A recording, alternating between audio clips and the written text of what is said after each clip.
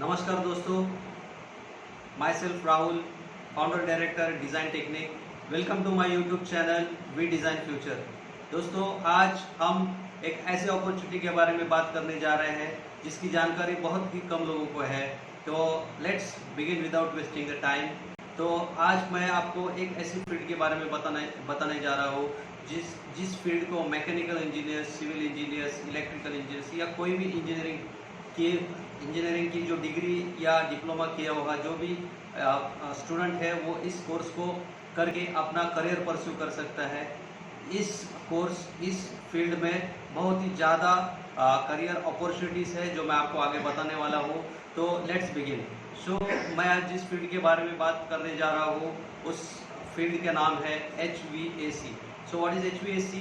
दोस्तों, HVAC का मतलब है heat ventilation and air conditioning.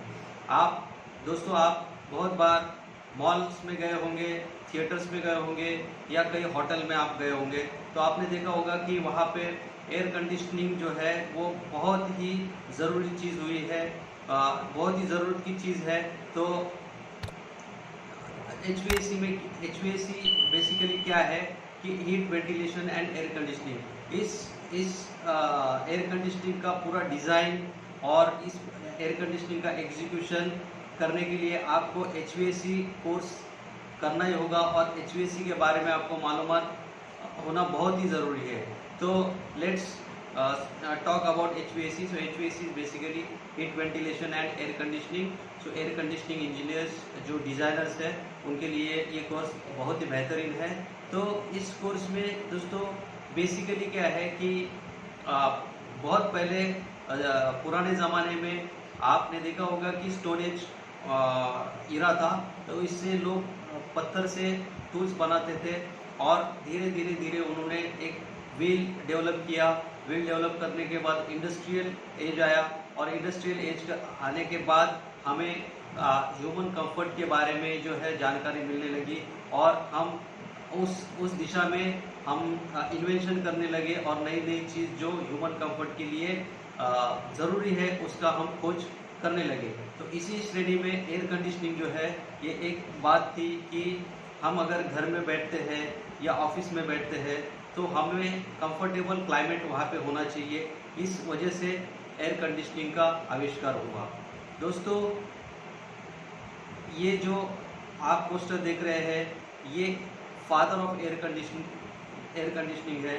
इनका नाम विलिस एच कैरियर है। 1902 में एयर कंडीशनिंग जो है वो पूरे वर्ल्ड में उसको प्रोमिनेंट किया गया, उसका इन्वेंशन किया गया। बफलो एक न्यूयॉर्क सिटी है, उसमें एयर कंडीशनिंग फर्स्ट टाइम किया गया और 1902 टू 1906 ये इरा था कि सारे वर्ल्ड को ये पता चला कि there is something known as air conditioning, there is something known as heat ventilation and air conditioning. इसका मतलब हम जो स्पेस है, जो हमारा लिविंग स्पेस है, जहाँ पे हम काम करते हैं, जहाँ पे हम रहते हैं, उस स्पेस को हम इजीली एयर कंडीशनिंग कर सकते हैं।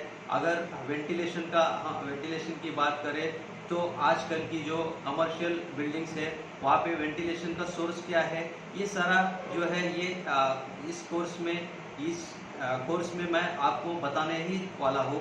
तो दोस्तों, नाउ एयर कंडीशनिंग और HVAC हम किस लिए इस्तेमाल करते हैं, तो ये दो क्लासिफिकेशन में बढ़ जाता है। एक तो ह्यूमन कंफर्ट के लिए और दूसरा इम्प्रूविंग इंडस्ट्रियल प्रोसेसेस के लिए। तो ह्यूमन कंफर्ट के लिए दोस्तों, एक ह्यूमन कंफर्ट के लिए डोमेस्टिक एयर कंडीशनिंग है जो हम घर पे विंडो AC या स्प्लिट AC लगाते हैं, वो डोमेस्टिक है। डोमेस्टिक पर्पस के लिए एयर कंडीशनिंग हम इस्तेमाल करते हैं। तो ये ह्यूमन कंफर्ट के लिए है। Human comfort and improving industrial process. Human comfort कहाँ पे हमको इसका इस्तेमाल किया जाता है, तो डोमेस्टिक पर्पस जैसे हमारा घर है, बिल्डिंग है, रो हाउसेस है, इसमें जो लोग रहते हैं वो ह्यूमन कंफर्ट के लिए air conditioning, heat ventilation and air conditioning, basically India में वेंटिलेशन एंड एयर कंडीशनिंग को अडॉप्ट करते हैं जिससे वो घर का जो स्पेस का क्लाइमेटिक कंडीशन पे बात किया। उसके बाद में देयर इज कमर्शियल का मतलब है कि जहाँ पे कॉमर्स होता है, जैसे थिएटर्स है, मॉल्स है, सुपरमार्केट्स है, या ट्रांसपोर्टेशन के सोर्सेस है, जैसे एयर फ्लाइट है, आपकी ट्रेन है या बसेस है या व्हीकल्स है। So all the vehicles, all the commercial जो चीज़ है वो एयर कंडीशनिंग, उसमें बहुत ही आज ज़्यादा एयर कंडीशनिंग का इस्तेमाल किया जाता है, क्योंकि लोग प्रेफर करते हैं ट्रैवल करना एक एयर कंडीशन कार में, लोग प्रेफर करते हैं पिक्चर देखना, फिल्म देखना एक एयर कंडीशनिंग थिएटर में, और मॉल्स और सुपरमार्केट्स तो इंटरनेशनल स्टैंडर्ड के होने की वजह से उनमें एयर कंडीशनिंग, हीट वेंटिलेशन है, एयर कंडीशनिंग का होना बहुत ही ज़रूरी है दोस्तों। तीसरा जो इंडस्ट्रियल प्रोसेसेस के बारे में हम लोग बात करेंगे, तो एक HVAC के लिए एक अलग इंडस्ट्री, रेफ्रिजरेशन के लिए एक अलग इंडस्ट्री है। For example pharmaceutical industry, for example paper mill industry, for example textile industry, for example mechanical manufacturing industries. So ये सारे फील्ड में एयर कंडीशनिंग, हीट वेंटिलेशन ये लाजमी है, और इस वजह से HVAC करने वाले जो इंजीनियर्स हैं उनकी जॉब मिलने की अपॉर्चुनिटी, करियर डेवलपमेंट की अपॉर्चुनिटी बहुत ज़्यादा है दोस्तों। Let's see the opportunities in the field of HVAC। ना आप स्क्रीन पे देख सकते हो कि सेल्स एंड मार्केटिंग है, डिज़ाइन एंड प्लानिंग है, फिर आपका इंस्टॉलेशन है, कमीशनिंग एग्जीक्यूशन है, और लास्ट में जो है वो फ्रीलांसिंग या आप अपना खुद का बिजनेस स्टार्ट कर सकते हो दोस्तों। So sales and marketing, design and planning, installation, commissioning and execution and freelancing और subletting, all these things can HVAC engineer can do. So friends, now आप किस किस कंपनी के साथ में या किस किस ऑर्गेनाइजेशन के साथ में आप काम कर सकते हो, तो आप क्लाइंट के साथ में काम कर सकते हो। एग्जांपल शाहपुर जी पालन जी है, लोधा है, L&T है, ये अपने खुद के प्रोजेक्ट्स होते हैं, ये खुद अपने क्लाइंट होते हैं, और इनकी भी एक HVAC AVP की टीम होती है। तो इनके साथ आप ऐसा HVAC design and planning engineer, sales engineers में ये site engineer, utility manager, all this things आपका करियर उसमें परस्यू कर सकते हो। उसके बाद आप कंसल्टेंट के साथ में काम कर सकते हो। There are thousand of consultants in metropolitan cities, Mumbai, और बहुत सारी मुंबई और महाराष्ट्र में बहुत सारे कंसल्टेंट्स है, रिनाउंड कंसल्टेंट्स हैं, उनके साथ आप काम कर सकते हो।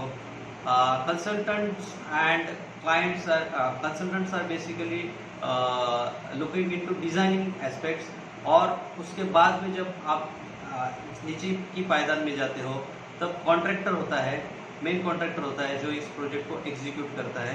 तो आप उस कॉन्ट्रैक्टर के साथ में भी ऐसे डिज़ाइन प्लानिंग इंजीनियर या साइट इंजीनियर, और lot of opportunities are there where you can work with this main contractor. अब मेन कॉन्ट्रैक्टर और जो कंसल्टेंट तो है होता है, उसके बीच में एक प्रोजेक्ट मैनेजमेंट कंसल्टेंसी PMC जो है वो भी एक इम्पोर्टेंट रोल प्ले करता है। तो उसके साथ में भी आप काम कर सकते हो। वहाँ पे भी उनको एक्सपर्ट इंजीनियर्स की ज़रूरत होती है, तो you can work there as well. उसके बाद में हम मेन कॉन्ट्रैक्टर के बाद में there are also thousand of subcontractors जो है, छोटे छोटे कॉन्ट्रैक्टर्स, वहाँ पे भी आप काम कर सकते हो। तो बेसिकली दोस्तों HVAC, heat ventilation and air conditioning एक ऐसी वास्ट फील्ड है जहाँ पे आप अगर सीखते हो HVAC, आप बेसिक डिज़ाइनिंग सीखते हो। मैकेनिकल इंजीनियरिंग में आपने थर्मोडायनेमिक्स और ये सारी रेफ्रिजरेशन एंड एयर कंडीशनिंग आपको टॉपिक था, लेकिन at Design Technique we go far ahead and we teach professionally. आपको प्रोफेशनल्स आके यहाँ पे जिनका 10 साल 15 साल का एक्सपीरियंस है वो यहाँ पे सिखाते हैं आपको, और प्रैक्टिकल एक्सपीरियंस होने की वजह से आप जॉब जो है वो जल्दी से पा सकते हैं और आपका करियर आप बना सकते हैं HVAC में।